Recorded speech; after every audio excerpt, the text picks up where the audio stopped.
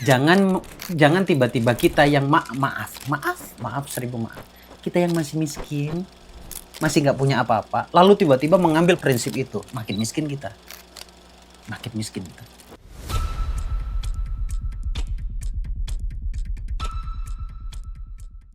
Assalamualaikum warahmatullahi wabarakatuh. Selamat pagi, siang, dan malam. Ketemu lagi di video terbaru kita ya. Kita kali ini masih di segmen terbarunya kita, yaitu reaction. Kalimat-kalimat motivasi atau kata-kata atau video motivasi yang mungkin barangkali Anda bingung ya. Mungkin ya Anda bingung. Nah, kita jelasin di sini. Tapi akhirnya nanti suatu saat Anda akan percaya bahwa ternyata untuk urusan doa, urusan keinginan itu urusan mindset semua. Nah, kebetulan hari ini saya menemukan satu video, tapi saya nggak tahu ini siapa yang ngomong ya. Tapi yang penting kayaknya dari cara ngomongnya ini orang sangat-sangat sudah berpengalaman di dunia pengembangan diri. Ya, servonya udah bagus nih orang. Yuk kita dengerin sama-sama ya. Uang bukan segalanya. Saya setuju. Uang bukan segalanya. Tetapi kenyataan hidup segalanya butuh uang. Pak, uang itu tidak akan dibawa mati. Betul, saya setuju. Tapi tidak sedikit orang terasa mati kalau tidak punya uang. Pak, uang itu hanya akan menjadikan masalah. Setuju, tapi banyak masalah yang harus diselesaikan dengan uang. Pak, kalau sudah cinta, nggak ada urusan uang. Betul, tapi kalau cinta ada uang, itu lebih indah. Artinya apa? Kita bukan memandang enteng tentang uang, yang terpenting cari uang yang sebanyak-banyaknya dengan cara yang halal, dengan cara kejujuran, dengan tidak menyalahgunakan kewenangan, maka baru di situ dikatakan uang akan tepat berada di orang yang tepat, maka uang itu hakikatnya akan menjadi keberkahan bagi semua umat. Setuju banget kalau bab ini. Terima kasih bapaknya, saya nggak bisa sebutin namanya karena memang nggak tahu namanya siapa ya. Bagus nih untuk kita bahas teman-teman ya. Sekali lagi tujuannya agar kita bisa kerucut gitu loh. Nah, ini jangan dipandang sebelah mata dulu ya. Karena kalau Anda memandang ini sebelah mata, pada akhirnya kesan yang Anda ambil, kesan yang Anda serap adalah ini orang ngajak untuk mencintai dunia. Bukan, dunia itu tidak melulu tentang uang. Ya, dunia itu ada banyak hal gitu. Nah, salah satunya adalah uang. Bukan untuk mencintai dunia, mencintai uang berlebihan, bukan. Setidaknya minimal sudut pandang atau penilaian kita terhadap uang itu bisa tepat. Dan kita belajar kejujuran di sini, belajar kejujuran. Karena boleh jadi gini, kesan yang negatif tadi yang boleh jadi akan muncul di pikiran Anda, mungkin Anda melihat ada orang yang paham agama, ada orang yang mungkin pesannya spiritual banget, tapi dia hidupnya berkesusahan. Nah, ini boleh jadi kita lihat dari sudut pandang yang baik dulu ya, husnudzon dulu, baik sangka dulu. Dia punya penilaian yang baik terhadap uang, tapi memang bukan bidangnya untuk menyampaikan ini kepada banyak orang. Dia mungkin punya penilaian baik terhadap uang, tapi dia tidak membutuhkannya. Itu beda ya. Nah, sayangnya kalau kita hanya melihat dari sisi luarnya tanpa bertanya pada orang-orang yang seperti ini, akhirnya kita salah menilai terhadap orang tersebut. Ya, jadi video ini sebenarnya kalau versi saya akan menjelaskan untuk Anda. Ini sekedar untuk meluruskan asumsi kita atau penilaian kita terhadap uang. Supaya kita jujur aja sebenarnya gitu. Nah, jadi bukan perkara bagaimana nanti, oh ini akan buat saya miskin, ini akan buat saya kaya, bukan itu. Tapi yang jelas kalau Anda bisa merubah prinsip Anda tentang uang, penilaian Anda terhadap uang, nanti akan merubah bagaimana cara Anda menyikapi uang. Nanti akhirnya Anda mau sebesar apapun atau sekecil apapun uang yang Anda dapatkan, Anda akan bersyukur. Nah, ini juga bicara tentang kejujuran. Supaya kita bisa bersikap tadi itu, supaya kita bisa jujur menilai dengan realita yang sedang kita jalani tentang uang ini. Yang pertama kalimatnya tuh bagus banget. Ini yang paling umum. Yang paling umum ya. Oh ya, satu lagi sebelum saya masuk ke pembahasannya. Saya pernah nemuin satu konten, ntar saya cari deh. Semoga ketemu satu konten, videonya cukup pendek. Dia mengatakan kita bisa beli sesuatu yang kita inginkan, tapi kita nggak bisa beli kesehatan. Atau kita bisa dengan kita punya uang, kita bisa ke dokter kalau kita sakit, tapi kita nggak bisa beli kesehatan. Kita bisa beli kasur yang mewah, tapi kita nggak bisa beli tidur yang enak. Itu ada tuh satu konten. Mudah-mudahan nanti saya ketemu, saya akan bahas itu. Nah, percayalah bahwa orang yang mengatakan begitu uangnya udah banyak. Jangan tiba-tiba kita yang maaf, 1000 maaf. Kita yang masih miskin, masih nggak punya apa-apa, lalu tiba-tiba mengambil prinsip itu, makin miskin kita. Makin miskin kita. Jadi belajar tuh dari 0, bukan dari 100, lalu kita turun ke bawah gitu. Jangan ya, dari 0 naik ke atas nanti. Ini biar lebih baik belajarnya. Nah, kalimatnya adalah kita masuk pada pembahasannya ya. Sekali lagi ini bicara prinsip. Uang bukan segalanya. Itu Bapak itu setuju, saya pun setuju. Tapi mau tidak mau, kenyataannya segalanya sekarang pakai uang. Saya pernah ke satu pom bensin karena di perjalanan yang harusnya setahu saya nggak bayar, nggak ada tarifnya ke toilet. Tapi di situ ternyata ada tarifnya. Pipis 1.000, cuci muka 1.000, pipis 2.000, pup 3.000, mandi 5.000. Itu ada tuh tulisannya tuh. Nah kalau kita nggak punya uang gimana coba itu? Jadi nggak pipis kita, bisa pipis di mobil kita. Artinya uang sesederhana itu ternyata punya peran penting dalam hidup kita. Nah akhirnya kalau kita menganggap uang itu penting, ya berarti penilaian kita harus benar. Bukan mengatakan uang bukan segalanya. Memang saya setuju sekali lagi uang bukan segalanya. Tapi di zaman sekarang ini, segalanya butuh uang. Tuh. Uang tidak dibawa mati. Setuju. Nggak mungkin peti mati kita diisi dengan duit, nggak mungkin. Itu sudah nyalahi aturan. Uang nggak dibawa mati, tapi manfaat punya uang dibawa mati.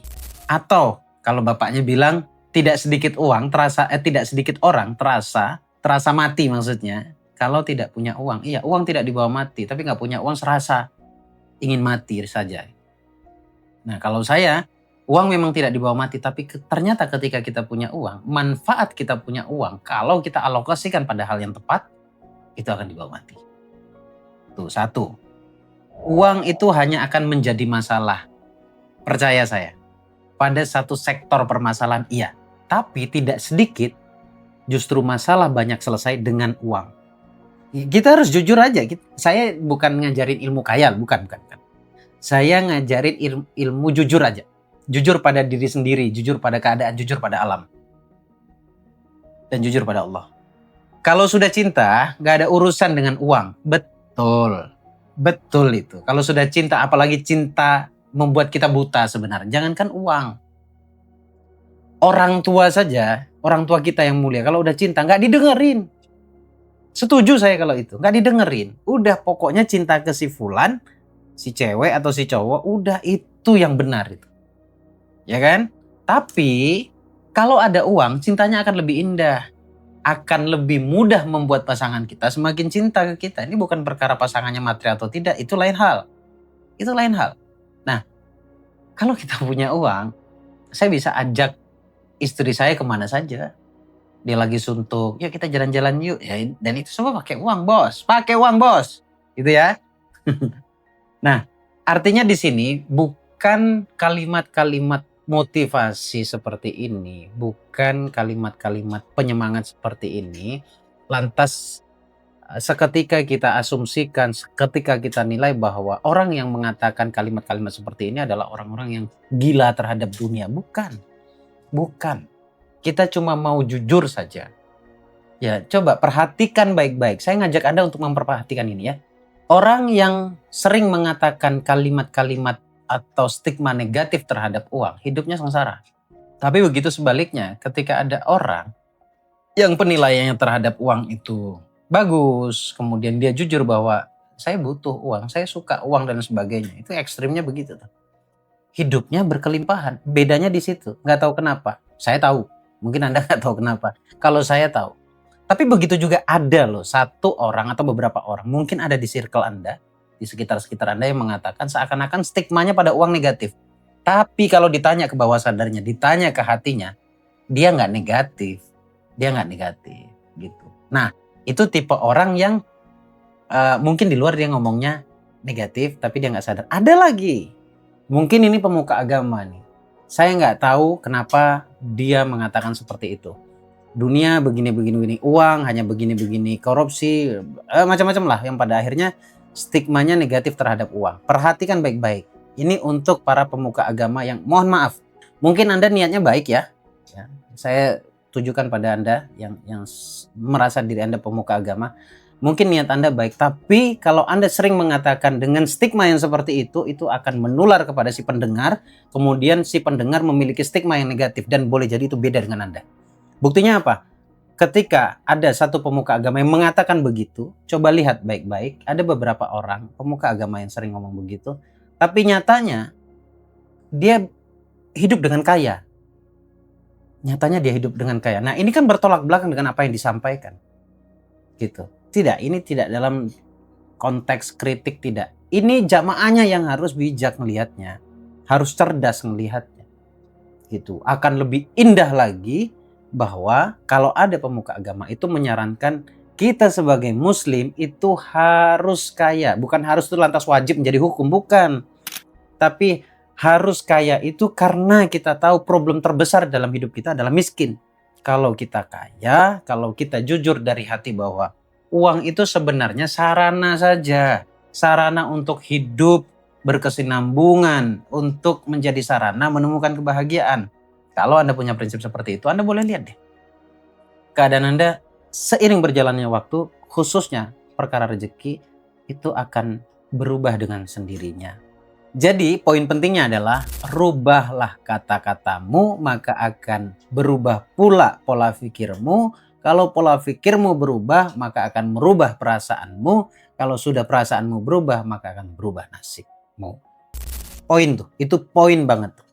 Coba nanti suatu saat saya akan jelaskan di video eksklusif lebih detail lagi. Dan by the way, buku ini adalah jawaban buat semua pertanyaan Anda tentang keberlimpahan. Mengkorelasikan antara ilmu pengembangan diri yang diributin tentang uang yang katanya gila dunia. Ini dijawab di sini dari perspektif agama tuh kayak apa sih? Bagaimana mengkolaborasikan antara doa kita dengan apa yang kita inginkan atau menyelaraskannya. Terus bagaimana teknik berdoa yang benar dan kapan atau waktu yang seperti apa yang mudah sekali untuk terijabah. Di sini terjawab semuanya. Kegelisahan Anda terjawab dan baru beberapa buku saja belum banyak karena baru ini launching. Kurang lebih 300 sampai 400-an pieces ya, eksemplar ini laku dan hampir 80% yang sudah membaca itu sadar sesadar-sadarnya dan bahkan mereka menangis. Kenapa nggak buku ini dari dulu saja keluar?